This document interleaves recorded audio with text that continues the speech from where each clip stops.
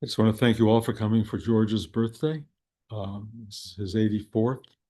Um, and as I described in my note to everybody, we are celebrating the elders of our tribe, and George is the oldest of our tribe at this point. Amazing, hard to believe. But what?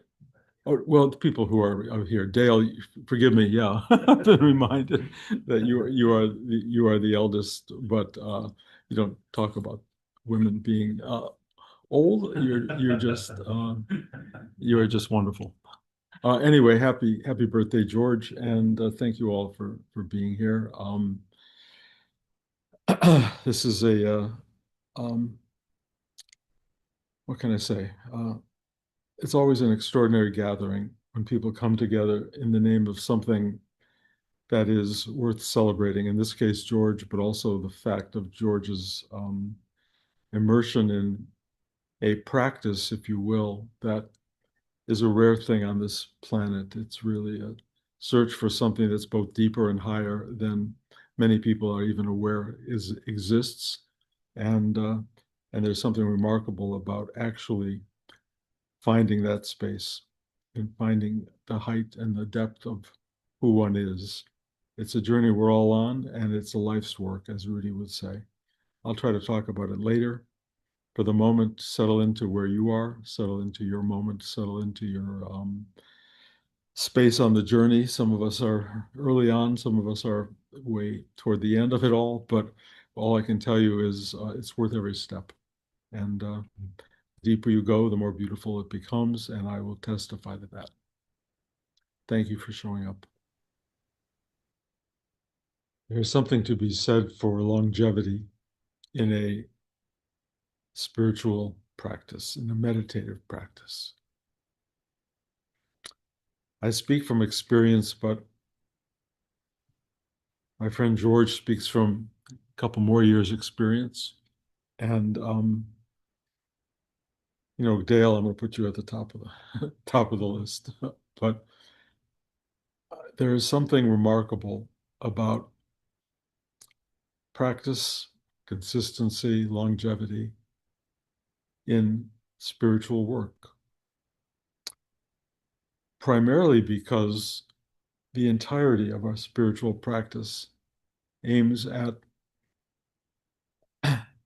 achievement or attainment or awareness or transcendence that comes at the end of the journey. And the end of the journey is always part of this ride. In fact, it's the most important part of this ride because the real lesson of a spiritual life is called surrender, letting go. Because at the end of this journey, you don't want to be grasping or holding on to anything. You want to hand yourself over completely and as simply and as joyously as you can to the very source of whatever sustained and directed this lifetime. The real problem of most human lives is baggage, the stuff you just carry with you. And when you have a life without a practice, without an awareness of a spiritual journey, you end up loaded with baggage. And early on in my own meditative life, pre-meditative life, I started to be aware of just how much baggage a person could hold and how painful it is to let go of it in one felt swoop. But for most people, the end of life is something for which they have not prepared. And they arrive at the end of the journey and they don't know how to let go. And the universe knows how to take it away. It knows how to rip it out of your psyche, out of your mind, out of your soul. And you don't want to do it that way. It's not necessary. Having it ripped apart is not the same as handing it over. If you can hand over the totality of your life, and basically do it with grace and to say thank you. Thank you for this moment. Thank you for this moment. Thank you for that one. And even thank you for the ones that were not fun. I'm telling you, it's better to hand over the ones that aren't fun than to have them pulled out of you. You don't want this lifetime to end up in struggle. You don't want it to end up in if I could have what I should have. You want it to just be okay. This profound okay. All you have to do is surrender. Hand over your life to the very, very source that brought it into being. And that may make sense cognitively to some of you, and maybe it doesn't make sense to other people. But as you begin the practice of handing it over, of surrender, of letting go, those words make sense. They make profound sense because you have prepared yourself for the lightness, for the light itself to shine. And if you have done that, and you've done it during the course of your life, one, it's made your life so much richer, so much more beautiful, so much more wonderful. And when you come to the very end of it all, the simplicity of that, the clarity of that is something that you have spent a lifetime reaching for and preparing for. And it's worth preparing for because it's the only inevitability that you have. It's the only one. There is nothing else that's absolutely real other than the departure. And if you are not aiming at a departure with some practice of surrender, of acceptance, of letting go, if you don't have that mechanism in place, that's a sorry moment. And, I pray maybe on some level that I'm wrong and that everybody gets it to the end and it's like going to sleep. You just do it. Maybe, maybe.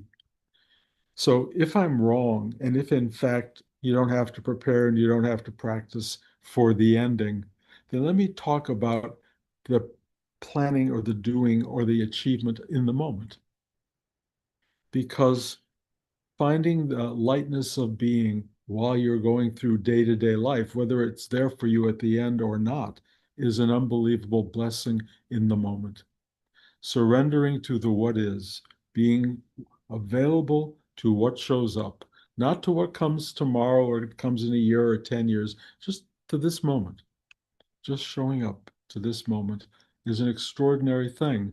And you will discover as you go through the journey of a meditative life that this moment is expansive. This moment, in fact, at some point becomes oceanic. And all you do is bathe in this incredible being that you are. And if you can do that while you're alive, the ending part doesn't matter so much.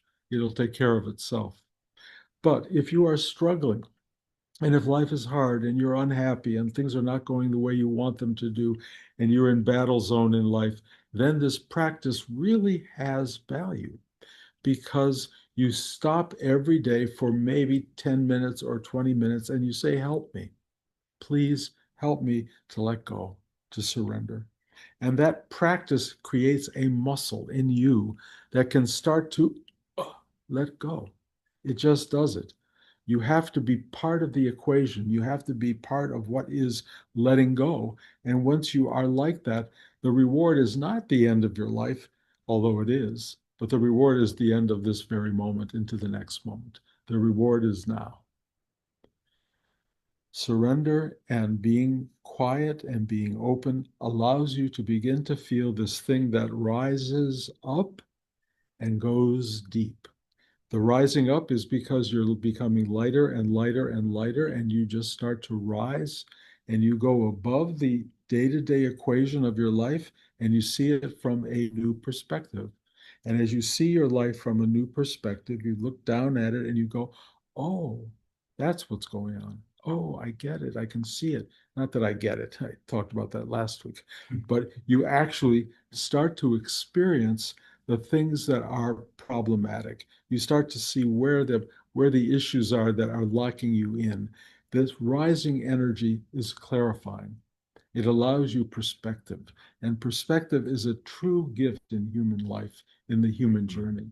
So if you can let go and Rise and let the rising energy take you up.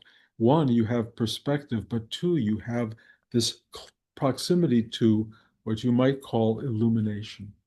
The higher you go, the more luminous it gets, and this light just shines down. And as it shines down, it fills you, it cleanses, it washes away, it opens you up, and you become more and more of a channel, if you will, for that light and a reason for being in the world because nothing is more meaningful or valuable in the process of your life than shining that light to others, for others, on others. That's it. That's the real purpose of life. If you think you have to make a fortune or you have to get famous or you have to do all these things, that's just your brain cognating itself. All you need to do is get lighter and lighter, reach for this incredible brilliance and let it shine through and touch whoever it touches. One person, two people, 100 people, whoever. That's your role in this lifetime. If you can just be that conduit, you have done something remarkable and truly worth it. So, surrendering, letting go, allows you to let go of the weight that holds you into the tensions of life itself and allows you to go up and out and expand and feel the ocean that is who you are. It also allows you to go deep. Deep is to go into a place that is not shallow and like, oh, yeah, yeah, of course, that's what this all is. It goes into something that starts to know. The deeper part of your being is into wisdom, into the light of knowing. And knowing is not you having cognitive awareness, it's a direct awareness. There's no you holding it, there is no you connecting to it. It's just its own self knowing what and who it is. This is the amazing part of a spiritual journey. And I can tell you because George and I and Dale and others, Blanche, we're getting older. I could name a lot of names here, but we're getting older. And length of practice over all these years lets you go deeper into knowing or wisdom and higher into luminosity. That's what it does. It helps you feel the oceanic reality of being and knowing what that is. That is an extraordinary thing. And the horizontal mental and cognitive self that you are in this world hasn't got a clue. It's not that it's a journey we're not supposed to have. We're programmed to have this external journey. But the deeper program is to have it and witness it from on high and know it from the depths. That's what we're here for. Not just to play in the the extremities of physical experience, but to really touch them from a place of amazing awareness and deep cognitive and non-cognitive knowing and wisdom. That's what we're here for. So, what I would like to remind you of, because we're sitting here celebrating George's 84th birthday, yeah. And Dale, has had her as a 92nd at this point. We are at a point where longevity starts to reveal what the purpose is, what the value is. And the value is that you start to become freer of everything that you thought you were. Now, you may think you're going to lose the good stuff, all the stuff that made you special. Let me promise you, you do not lose that. What you lose is everything that made you separate and other than the totality of being itself. Everything that made you special is all right there. It's beyond that. It's beyond your being special. You've been special from day one, and that means every single one of you is special. And if you are holding on to that, they will take it away, but not like it's a loss. You will become aware of what is what it means to be special as a human being, what it means. And if you fail to be special in this lifetime, uh, welcome to a big club. That's all I can tell you. Most people's journey is rather mundane and rather predictable and rather unpleasant in many ways.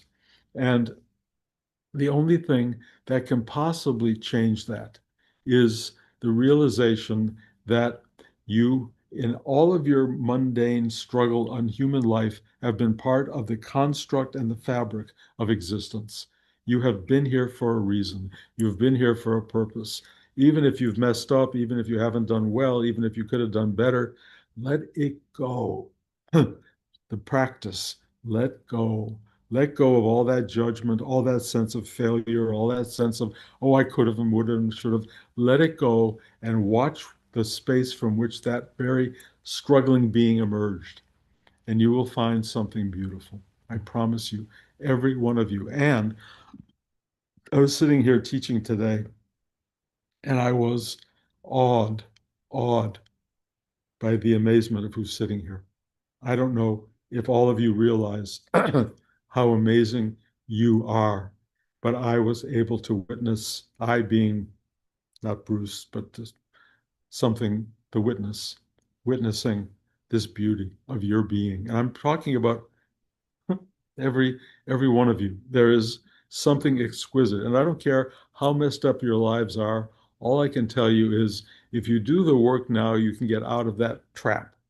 If you don't do the work now, you're going to get out of that trap one way or the other, and it may not be pleasant.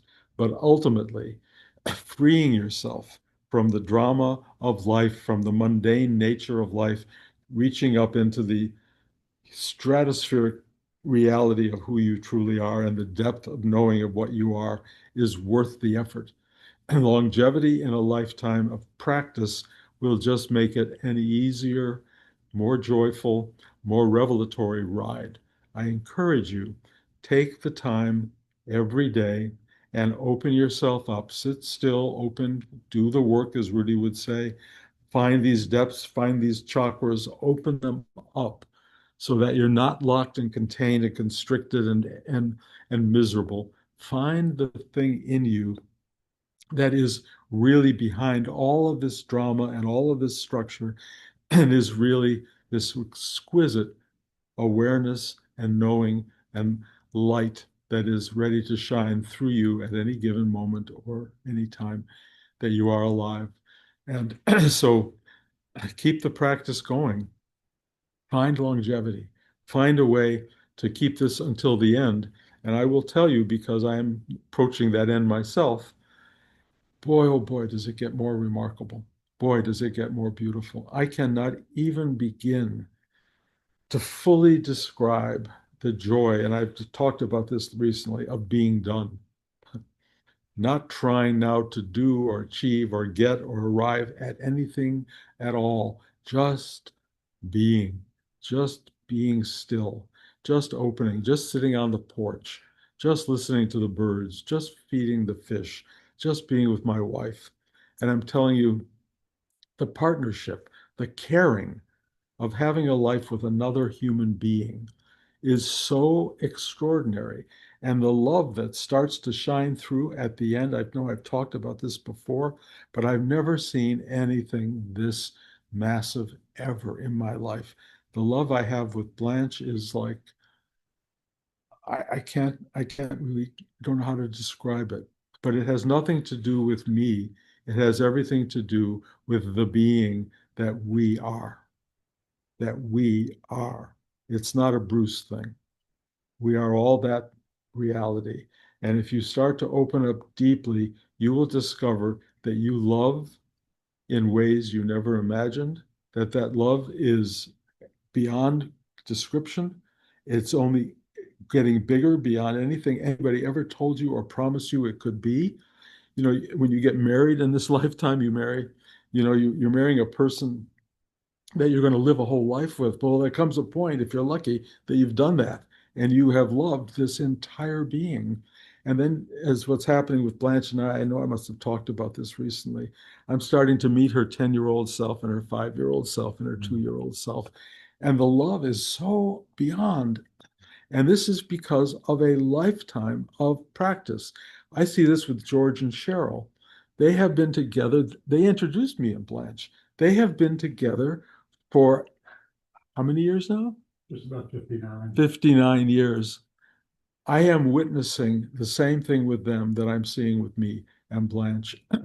The caring, the love, the kindness, the goodness that is so exquisite. And I want it for all of you, whether you have a partner or don't have a partner. You can just love the mailman if it comes to that. You will love everybody who walks in the door. Tony said it's dangerous, but what I'm trying to get at, basically, what I'm trying, More dangerous. what I'm trying to get at is love just becomes what it has always been. It becomes all present beyond anything you can know about. And the idea of longevity is if you've had a practice and you've been working, you will recognize it. If you have not had a practice and you have not been working, it will be invisible to you. And that's sad because life can offer you something I can hardly describe. But I am trying to tell you, do the work, it's worth it. Longevity is worth it. Stick to it. It's a practice. Show up, be available. You know, I have a student, Joshua, here, who drives 2 hours to this class. I have students who drive an hour and a half to this class. And I tell them the way Rudy did to students who showed up at a class from Texas. They came to New York and they all came and fell asleep during the class. And you all heard this story before. And they started to say, "Oh my God, we drove all this far just to have a class, and and uh, and we fell asleep." And Rudy said, "No, you don't understand. Your drive was the class. Your effort over time is the class. What you put in. Yes, you may fail in the sitting, but it's the effort to get there. It's the longevity, the practice over a course of decades. That's what brings you to this unbelievable ocean of love and awareness." So happy birthday, George. And thank you. Thank you for being here. And and I'm so grateful to all of you who show up. You have no idea what it means. I know it's not getting in a car and driving, for 2 hours, but it's still really, really meaningful that you make the time and the effort to do this. Practice daily if you can. You'll be grateful that you did. Tony. I'd love for you to talk a little more about the falling asleep thing because, yes, Rudy said, oh, it was the effort. But just to take one example, my second teacher after Rudy, who really provided me a second Shaktipat of a different nature, was Krishnamurti. And when I was with him as a medical student, in my years as a medical student, uh, I found myself, even though I had 9 hours of sleep the night before, falling asleep within 20 seconds with him repeatedly because the Shakti was too much. And it was just flooding my system of a certain nature. So um, it could well be that at the end, which none of us have quite gotten to, uh, it's all okay and everyone falls asleep and it all works out, or not. But when you talk about rising and then going deep and knowing and the deep knowing, what I hear you saying is talking a little bit about what Rudy said in Spiritual Cannibalism when he says, I want to take the attainment of the Hindu sages way up high and marry it to the quote, in some ways, lesser attainment of the Sufis, where I marry the or wed the rose to the lotus. I hear in a way a prelude to what you're saying of going way high and also going way deep. And the going way deep actually involves some holding on. A spiritual practice, at least to me, is some combination of holding on and letting go. Letting go, we let go every night when we fall asleep. But I can't quite get the question there, Tony, and it's a big statement. But I guess the question is, so for some reason, all through the class, I kept on hearing Robert Frost saying, these woods are lovely, dark and deep, but I have promises to keep and miles to go before I sleep. And so what I'm suggesting is when you talk about maybe it's more of a statement than a question. When you talk about letting go, we're all pretty good at that in terms of falling asleep each night. Yeah, we're not all good at that, Okay. to be Well, honest. I'm really good at Well, it. falling asleep in day-to-day life, which is more problematic than the good thing of falling asleep when you go to bed at night, is missing the reality in front of you. And but it's not to be judged, and I don't want to make this a judgment. That falling asleep in this world is part of a process. The struggle, in many ways, in spiritual terms, is waking up, not falling, not dealing with sleep, and waking up is an effort, and it happens. I'm discovering even when you're sleeping, not waking up in the sense of like, oh, I'm up and oh, damn it, I want to go back to sleep. There is a waking up that happens even in sleep where you are aware of sleeping and you are aware of dreaming and you are aware of the self that is doing and being in this place. It's a new thing for me, but it's very powerful. And all I can say is we're all on this journey. We're all, you know, going to go through periods of sleep and we're going to go through periods of wakefulness. We're going to go through periods of high and low. But I can tell you, if you don't begin a practice where you have an awareness of the high and the low, the in and the out, and all of that, you end up blind to the whole purpose of being a human being. And that to me is a real problem in life. And I'd say 98% of people I know are blind. And I think that to me is a sadness because this world offers so much that our Western culture doesn't even relate to. So Thank you. problematic. Thank you. Tara. Thank you so much. I'm so grateful to be here. I'm so grateful to be here for your birthday. We always miss it because it's always like the day before Grace starts school. Such a blessing to be here with both of you. Thanks. Really, I'm glad you're here for your dad. I'm glad you're here for your family. I have a question because I feel that, and I just came from our spiritual retreat in Costa Rica. It was absolute bliss. And I'm so able to let go and expand when the conditions are perfect, when the community is there, and I'm getting to the good bit, I promise. And then, and I'm sorry to be long-winded. I'm on a real lack of sleep, but hormonally, it's really tough to sleep for me right now.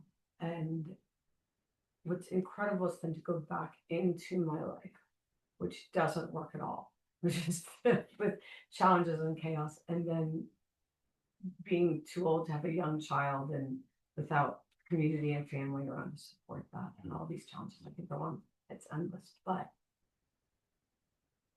the ability to let go of it all and just stay in the patience and the love I can really get to that and access that. And I can go, and then the wearing down and eroding of that over time. And then I want to ask, like, when you haven't slept, when your whole family is driving you crazy, when the breaking point happens and the anger is like a child's temper tantrum because you're just broken down that much that you just don't have the human capacity to do it the 115th time the test is being given. Well, what happens then? And then the real test to me of letting go is not going to sleep or wakefulness, is the anger and the patience and the erosion of that, and how with the genetics and the bio. Do you know how you do it? You go like that. Pardon? Go like that. You are so attached to all that stuff. You are so driven by it. You are so in the game of it. You are so cognitively involved in it that you are trapped in a really deadly cycle of suffering, and it's horrible. And I know you know it, and I know you try to go to places to get rid of it, and I know you get rid of it for moments, and then it comes back full force. But you leave the door open. Maybe we should talk privately. Okay, maybe. But you leave the door open and you allow it in, and you engage it and you involve it and you talk about it with a passion that is, in a way, an embrace. all I can tell you, there is a practice that will allow you, and I know that that week you had away from all of this was very helpful. You can, and it's possible to let go of all that stuff, but most people are driven by and caught by their own drama. They live for their drama. I just want to ask you, one thing is, what you Mhm. don't have, and my family does have, is a certain biochemical Oh, reality. yeah, but we all have biochemical And some realities. people have real mental illness and neurodivergent, Oh, which my daughter's just that's fine. actually That's tested fine, for. and I know that's true. There really is cognitive dysfunction. Yes, there is. There is.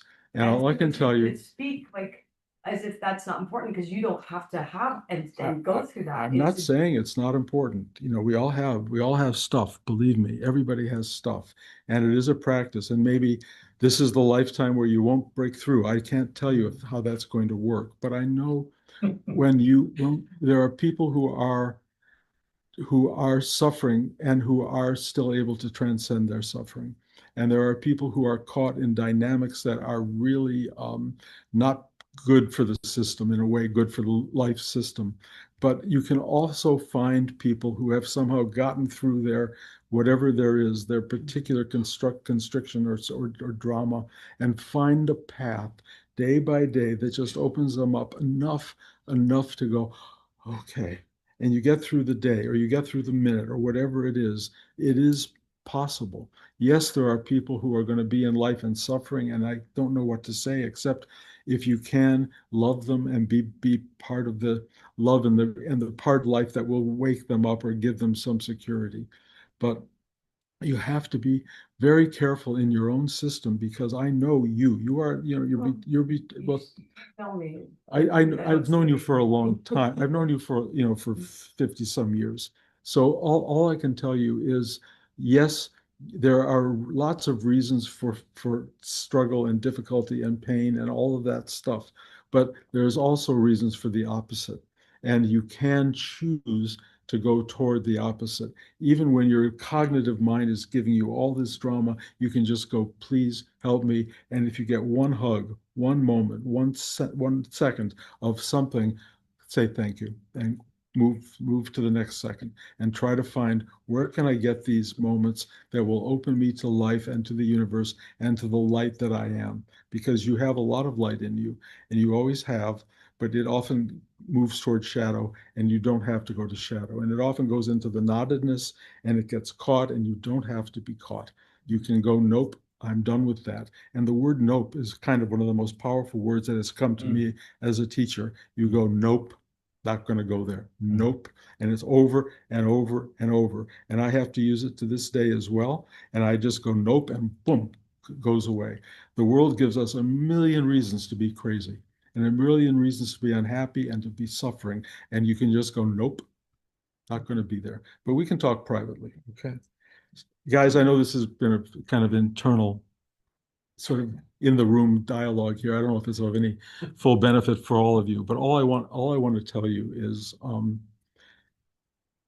this is work, and there is a part of it that's hard, and a part of it that's demanding, and a part of it that requires effort and putting yourself in a place where you can go, I'm going to sit for 5 minutes or 10 minutes or 20 minutes, and I'm going to just find something still and something that releases me from the drama of human life. It's doable.